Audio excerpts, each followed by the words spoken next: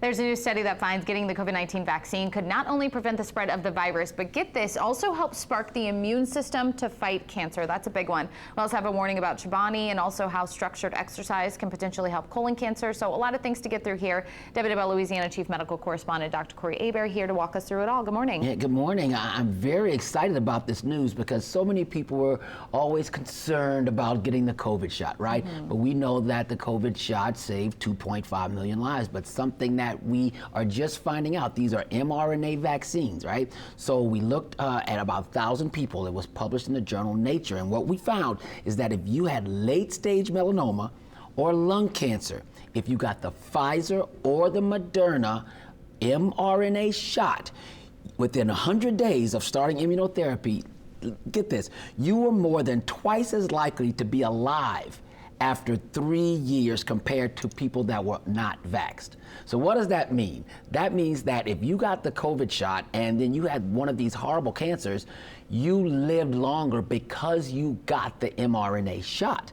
So, you know, we can go into the weeds about the actual biochemistry of all this, but basically what you need to recognize is that the mRNA actually sparked the immune system to fight the cancer that you have, all right? So that is something that is a really serendipitous thing about the COVID shot, but I'm telling you, this mRNA stuff that people say all these bad things about, do not listen, because this is really cutting edge research and it's gonna help with cancer.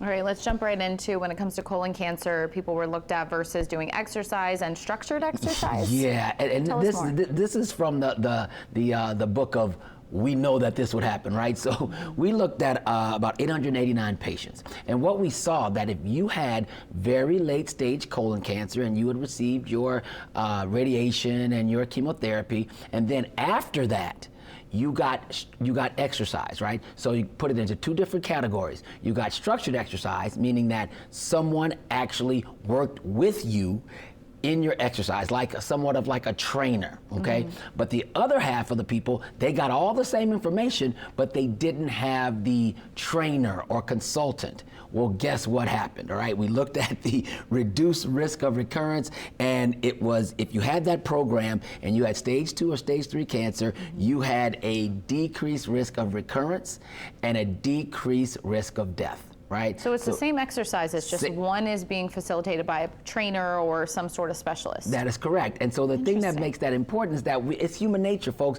If you have somebody that's giving you all the inspiration and telling you to get up and doing it with you, then that's going to make your outcome better. So don't get me wrong now, both of the groups did better. Okay, they had decreased recurrence and longer life after their colon cancer, but the group that got the structured exercise did twice as well. Okay, so you got to remember, basically what it all means to you is that you got to get up and you got to get inspired. And if you got to get a trainer, you got to get your cousin, or you got to get your friends, you've got to do this exercise because it will decrease your cancer recurrence risk and decrease your risk of cancer. Someone to hold you accountable, essentially. Accountability. There you go. Shocker. Okay. Accountability, man, it's very important. All right, we heard it there. Yeah. And then finally, some information about Chobani. Chobani yogurt. I mean, we love it, but you had to always remember, I don't know if you remember a Seinfeld episode when they had low-fat yogurt and everybody started gaining all the weight and they got it checked out. Well, anyway, Chobani yogurt, and there's zero sugar yogurt. We've come to find out that there's some sugar in it, right? And when we say that they're all natural brand and they're all natural ingredients, we've come to find out that more than likely there are these phthalates, which are hormone disruptors that can cause you to have a lot of problems. So there is no recall yet, okay? There's a class action lawsuit, but what we know is that it's coming, and so if I were you, I would probably just kind of steer away from the yogurts that taste good. There you go.